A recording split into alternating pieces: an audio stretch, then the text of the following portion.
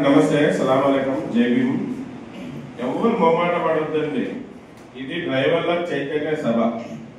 ఈరోజు మేమంతా మీకు ఇక్కడికి రావడానికి కారణం ఏమంటే, ఇక్కడ కడపలో ఉన్న డ్రైవర్లకు అందరూ కూడా చైతన్యపరచాలని, అలాగే కడప జిల్లాలో నూతనంగా డ్రైవర్ల కోసం పోరాడే ఒక కమిటీని ఏర్పాటు చేయాలి. ఇప్పటివరకు కడప జిల్లాలో చాలా యూనియన్లు ఉంటాయి, చాలా యూనియన్లు మీరు కూడా చూసి ఉండొచ్చు. అన్ని యూనియన్లకి భిన్నంగా ఈ సేఫ్టీ డ్రైవర్ అసోసియేషన్ అనేది పోరాడుతుంది. వాళ్ళ దారులు వేరే, మా దారులు వేరే.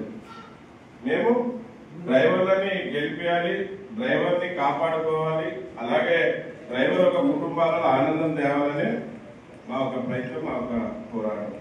ఇప్పుడు ఇక్కడ వచ్చిన వాళ్ళు ప్రతి ఒక్కరు మాట్లాడాలి. సమాజంలో మీరు పడే ఇబ్బందులు తెలపండి, అలాగే మిమ్మల్ని ఎవరు ఎలాగ చూస్తున్నారు అవి చెప్పండి. మనమే ఉంటుంది, ఎవరు లేదు, వేరే వాళ్ళు ఎవరు చూడరు.